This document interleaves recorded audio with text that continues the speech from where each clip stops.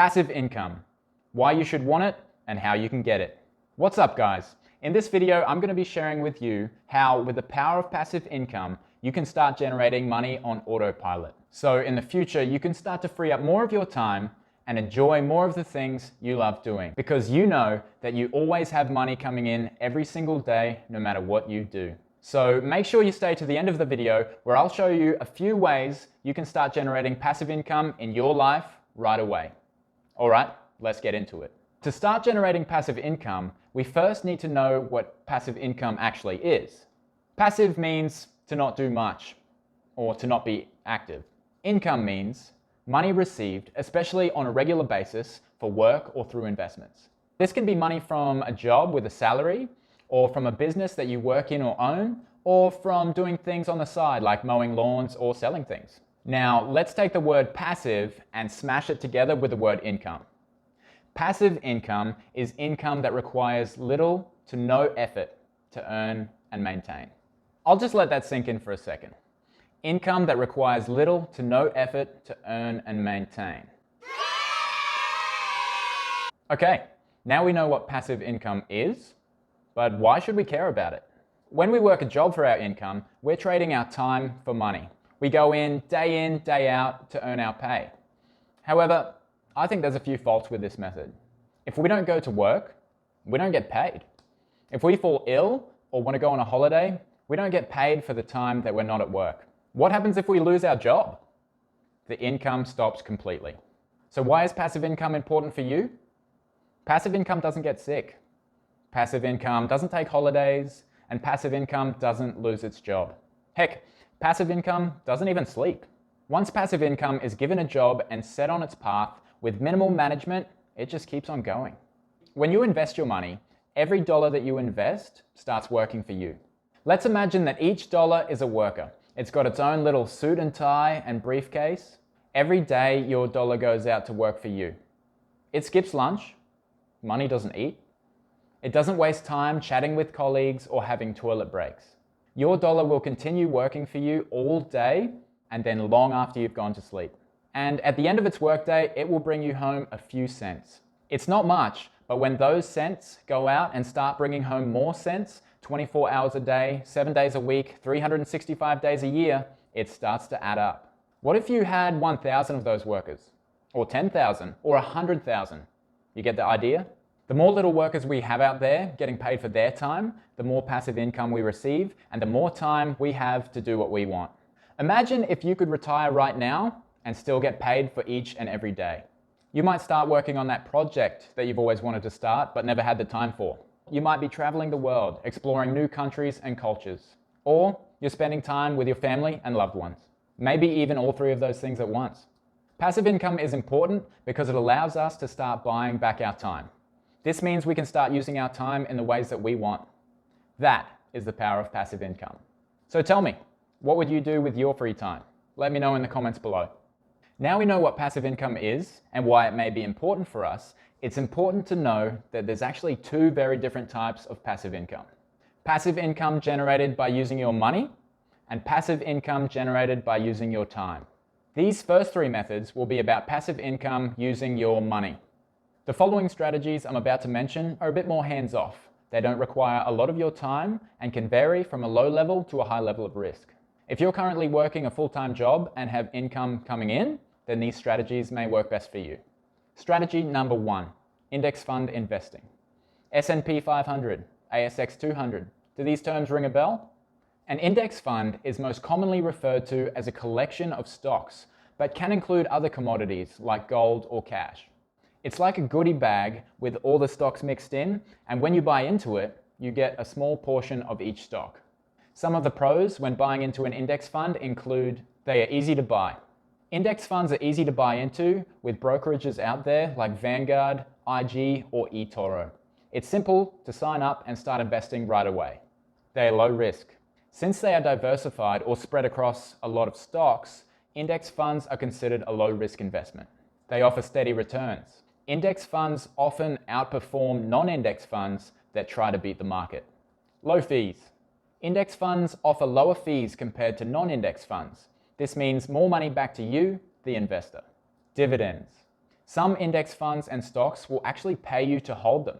For example, the VT Sachs Index Fund paid a dividend of 1.42% last payout. That's not including the actual growth of the index. Now, with index funds, there are some cons to consider as well. No huge gains. As index funds follow the market, they have no potential to outperform the market. This means performance will be steady. You can't expect to double or triple your money overnight. Less flexibility. Index fund managers have certain policies in place which require them to perform in sync with an index. For example, if returns in an index are strongly declining, then index fund managers don't have a lot of options available to them to limit those losses. There's a reason that people like Scott Pape and Warren Buffett talk about index funds so much. They're a slow but sure burner. Over the past 90 years, the S&P 500 has returned an average of 9.8% annualized. And in the last 10 years, from 2010 to 2020, it's done even better, with an average annualized return of 13.6%. Sure, there are up years and down years, but if you're looking to get into the game and hold out for 10 or 20 years, you can make some fantastic returns. Strategy number 2, investing in real estate. I know what you're thinking, Lachlan, I don't have a big bag of money just laying around to buy real estate with. That's okay, just hear me out. Instead of spending time and money searching the market, dealing with solicitors, banks, and tenants, you can invest in a REIT. REIT stands for Real Estate Investment Trust. Similar to an index fund, a REIT is a managed fund that pools together investors' money to purchase real estate. Part of the return that the fund generates is then passed on to the investors, often through dividends. Some of the pros when investing in a REIT include they are easy to buy into. Because you don't have to purchase the whole property, REITs are easy to buy into. With as little as $500, you can own your own share in a property portfolio. REITs are highly liquid. REITs are traded on the stock market like any other stock. You can buy or sell them during trading hours. This means you can add more or get your current investment out quite quickly compared to traditional real estate investing. Diversification. REITs tend to be quite diversified. Your investment could be spread across multiple properties and multiple property types, like commercial, industrial, and residential. Now, some of the cons to consider with REITs include due diligence. As with any investment type I share, make sure to do your own research. With REITs, research the team responsible for managing the fund. See what debt they carry, and if they're taking on a new development or build, make sure they know how to lease their own project. Real estate market downturn. Again, as with any investment, make sure you're aware that the market can make a downward turn. No leverage. Another downside of investing in a REIT is that you can't leverage your money like you can with traditional real estate investing. What you buy is what you get. Unfortunately, a bank isn't going to loan you money to invest into a REIT.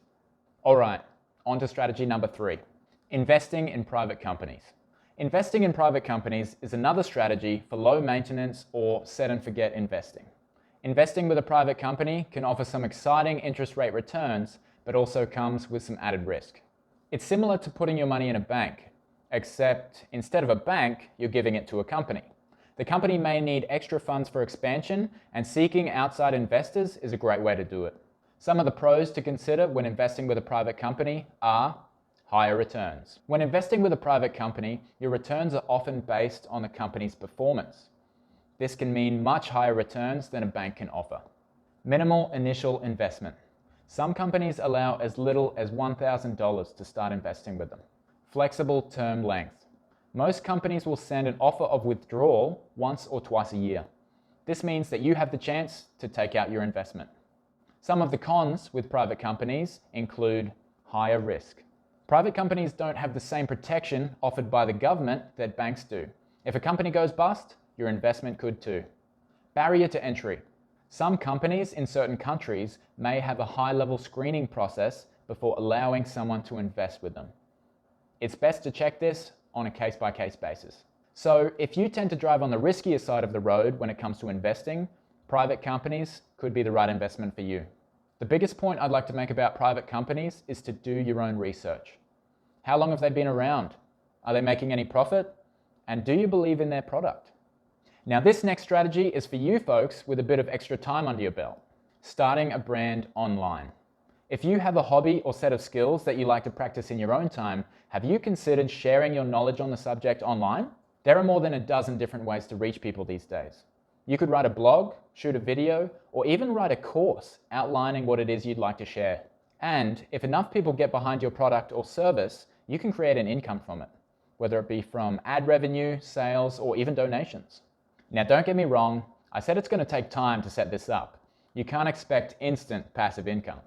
It's going to take a lot of hours, and even then, it might be only a small income gain.